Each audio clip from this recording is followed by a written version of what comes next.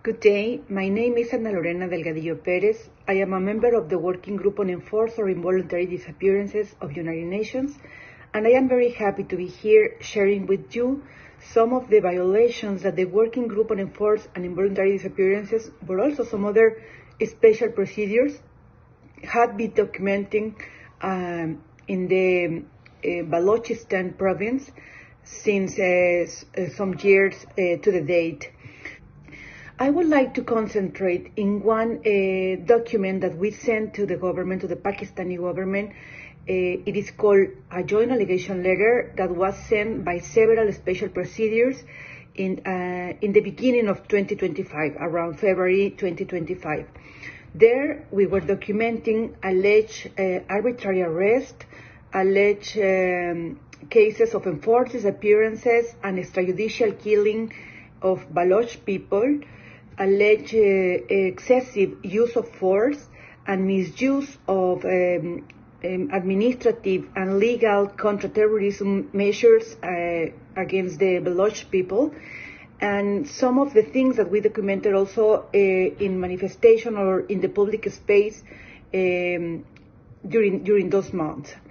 So I would like to start saying that the Working Group on Enforced and Involuntary Disappearances had been documenting cases historically in the Balochistan region, but we are very worried because in the last months and during the last year, we have been documenting an escalation of cases of enforced disappearances, but also extrajudicial killings in that area. So historically, as I said, we document cases since 1970, and the cases that we were documented at that time were focused to suppress supreme nationalism and separatist sentiment in Balochistan. And after the post 2001 war on terror, we also document all the cases of disappearances and extrajudicial killing that unfortunately became normalized as counterterrorism tools in Pakistan. Some of the groups that were affected historically are nationalist and separatist sympathizers, human rights defenders, journalists, students, political opponents and activists, and the last years and the last months we have been documenting also cases of women and children.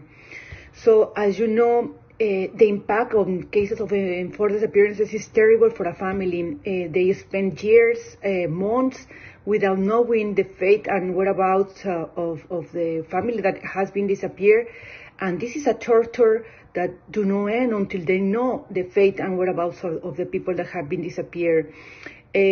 Some of the cases that may start as enforced disappearances, we have seen that they culminate in extrajudicial execution, which is also very worrisome.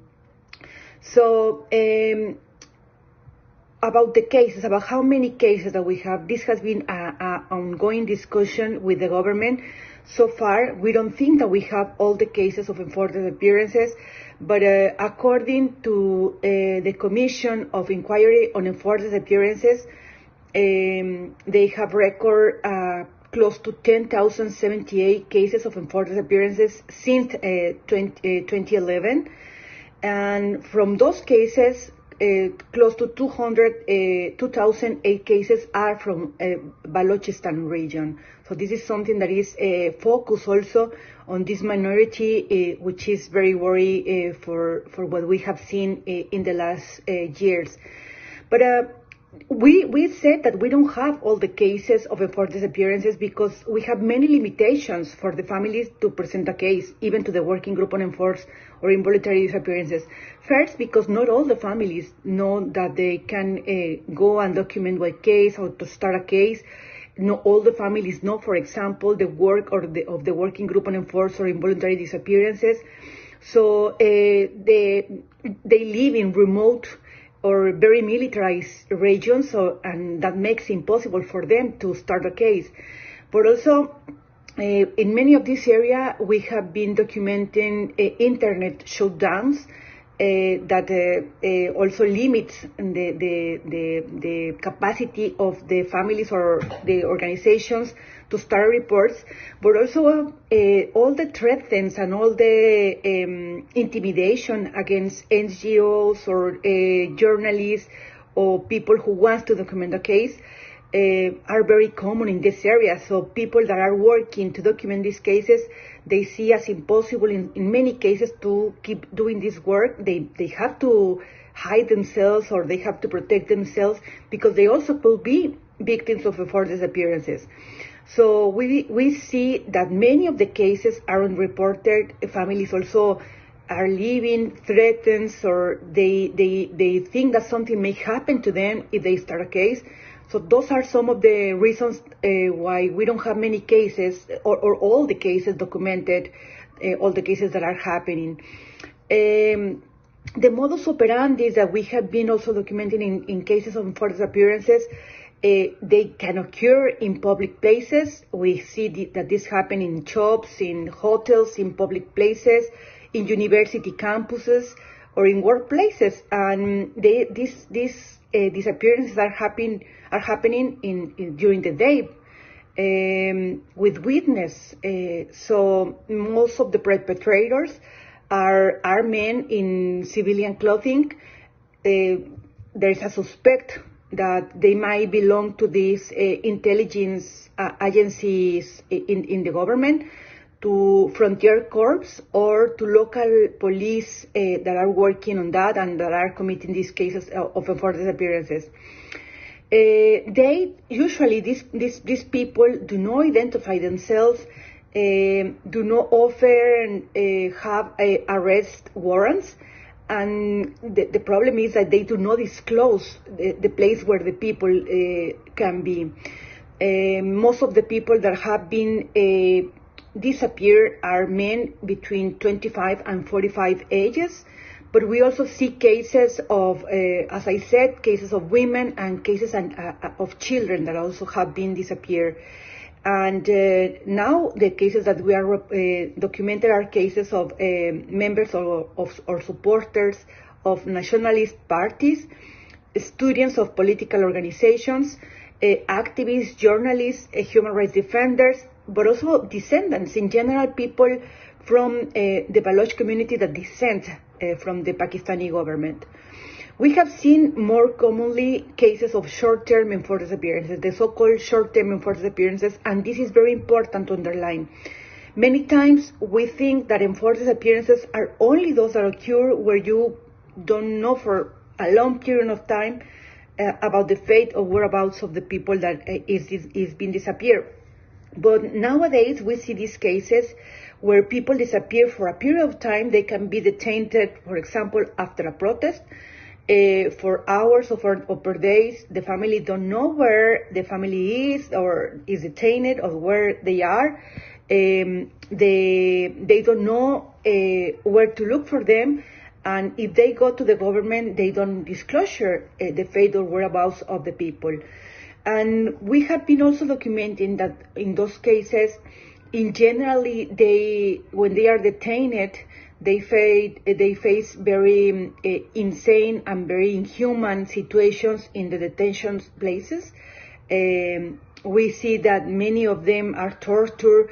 There have been some cases reported about also sexual torture. So the conditions on these detentions can amount to torture, as I said, and it's very concerning that they don't have the conditions according to the international laws or to the local laws. We also have been documenting the failures of the Commission of Inquiry on Enforced Disappearances. Actually, the Working Group on Enforced Disappearances has an allegation, a general allegation about this.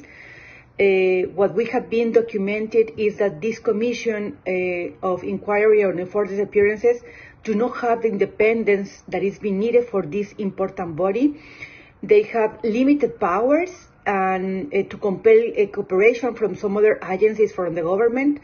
They have limited or inadequate resources to investigate or to protect witness or victims, poor transparency and reporting, and also inability to prosecute this perpetrator.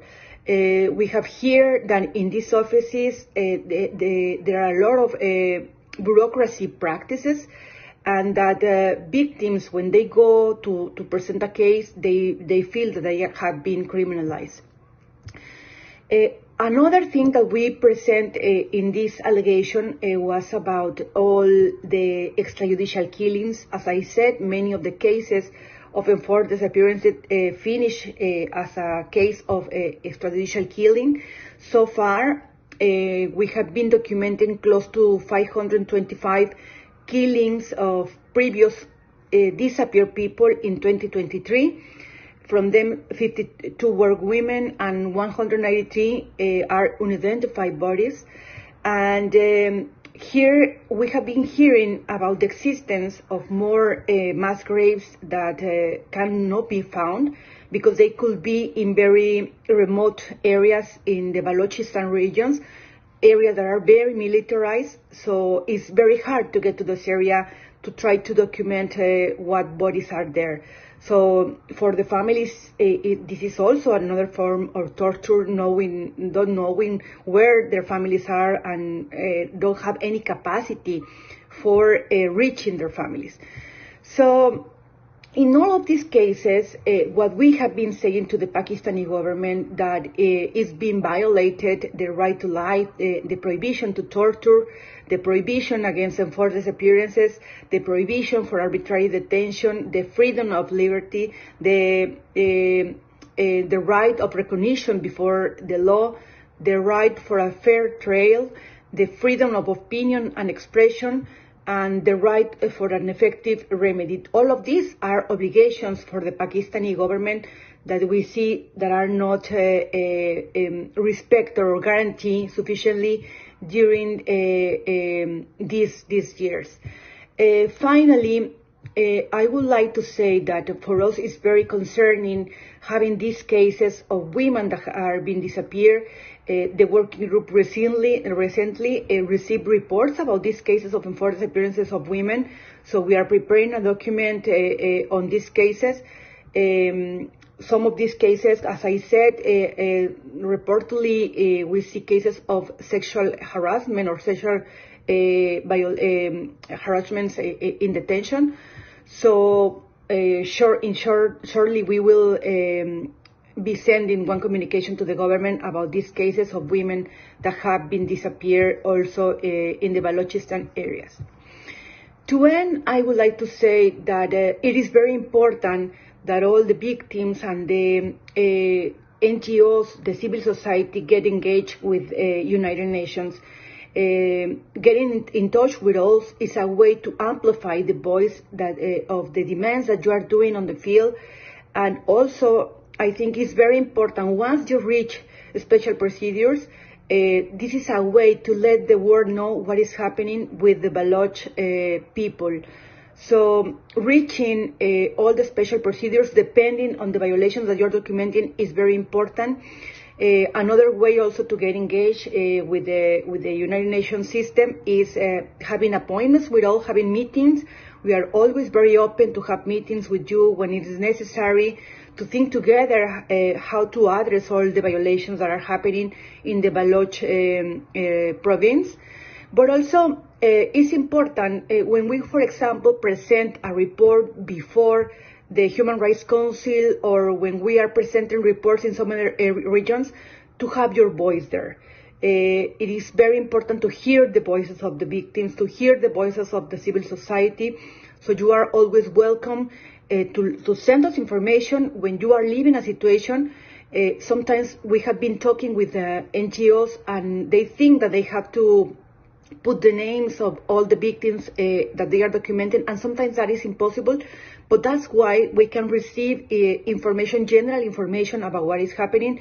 And we know that in some areas, victims do not want to appear their names because of the threats that they may face. But in those cases, you can send those general information to document what is happening. My final message will be for families, will be for NGOs. At the working group, we feel very inspired for all the work that you are doing. We know that you are working under very difficult situations, but we also know about all the bravery and about all the courage that you are putting, not only to raise the voice for your case, but to raise the voice for all the violations that are being committed in the Balochistan province. So all our solidarity, all our respect for the work that you are doing. You are allied in a field where something seems to be contrary, when everything seems to be against you. But you have to keep in mind that we are there for you, and that every time that you need us, we are there. And thank you again for all to the NGOs and to the activists and to the journalists. Thank you for all the work that you are doing, and we hope that we can continue working together with you. Thank you.